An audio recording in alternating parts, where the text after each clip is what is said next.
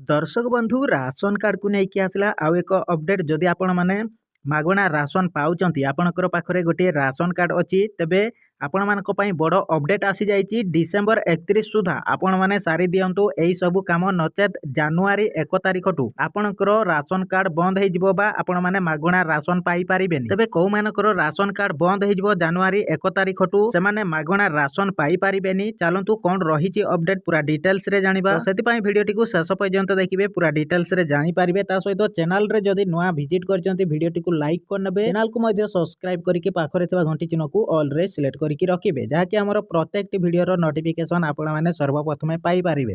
देखंतु दर्शक बंधु राशन कार्ड हिताधिकारी एक गुरुत्वपूर्ण सूचना समस्त राशन कार्ड हिताधिकारी डिसेंबर 31 पूर्व एही जरूरी कार्य समाप्त करने को पड़िबो जदि एही कार्य समय मध्य शेष न हुए तेबे आपणकर राशन कार्ड बंद हो जिवो। एहा सहित आपण राशन कार्ड सहित जड़ित 7टी भिन्न योजनार लाभ उठाई पारिबे नहीं तेबे एई 7टी भिन्न योजना कौन कौन चलतु कौन रही अपडेट पूरा डिटेल्स रे जानिबा जदि आपण माने मागणा राशन पाउचंती आपण माने कौन जरूरी काम करबा को पड़िबो नचेत आपण माने जनवरी 1 तारिख टू आपणकर राशन कार्ड बंद हे जिवो अर्थात आपण माने मागणा राशन पाई पारिबेनी कौन रही चलतु वीडियो रे पूरा डिटेल्स रे जानिबा तो सेति पई वीडियो टिकु शेष पर्यंत देखिबे पूरा डिटेल्स रे जानि पारिबे। देखंतु दर्शक बंधु प्रकृत रे डिसेंबर 31 पूर्व आपणकर राशन कार्ड रे ई केवाईसी करबा बाध्यतामूलक जदि ई केवाईसी समय मध्य समाप्त न हुए तेबे आपण को जनवरी 1 रु राशन मिलवा बंद हो जिवो।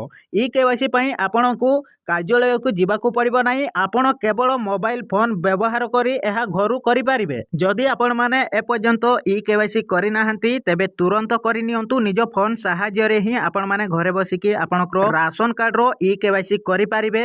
यार वीडियो मु ऑलरेडी बनाई देछि आपण माने से वीडियो देखिकी अति सहज रे घरे बसिकी निजरो राशन कार्ड सहित ई केवाईसी अपडेट करि पारिबे। आपण माने कोनोसी जनसेवा केंद्र बा सीएससी केंद्र को जीवाकू पड़िबोनी निज घरे बसी निज फोन सहाय्य रे आपण माने केवाईसी अपडेट करि पारिबे। जदि आपण माने ए पर्यंत ई केवाईसी अपडेट करि नाहंती तेबे तुरंत करि नियंतु डिसेंबर 31 होची आपनकर लास्ट डेट। जदि एई डिसेंबर भितरे जदि आपण माने ई केवाईसी अपडेट न करंती तेबे नुआ वर्ष रु आपण माने अर्थात जनवरी 1 तारिख टू आपण माने मागणा राशन पाई पारिबेनी। देखंतु आपण मानकर भी बहुत मात्रा रे कमेंट थिला जे जो माने नुआ अप्लाई करथिले सेमान को केबे मिलिबो नुआ राशन कार्ड। देखंतु नुआ वर्ष परे आपनकर नुआ राशन कार्ड मिलिबा को जाउची जदि आपण माने नुआ अप्लाई करथिले तेबे आपण माने नुआ राशन कार्ड पाई पारिबे नुआ वर्ष परे।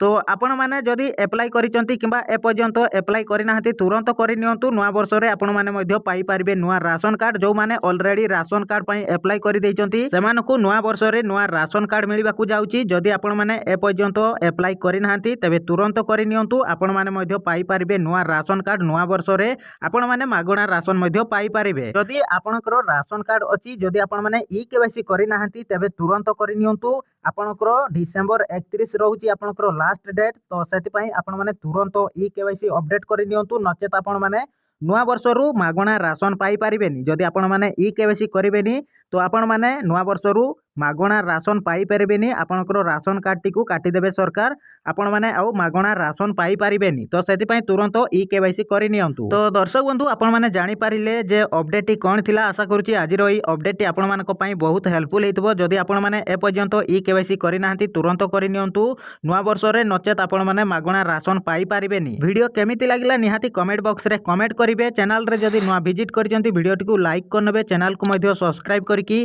पाखरे थिबा घंटी चिन्ह को भी ऑल रे सिलेक्ट करके रखिबे जहाँकि आमर प्रत्येक वीडियो रो नोटिफिकेशन आपण माने सर्वप्रथमे पाई पारिबे। आपण माने जदि ए पर्यंत सब्सक्राइब करिनाहंती करि नियंतु वीडियो टी को लाइक कर नियंतु आउ वीडियो टी को आपनकर सांग साथी सहित शेयर करिवे जहाँकि सेमाने भी सठिक समय रे सठिक इन्फॉर्मेशन पाई पारिबे।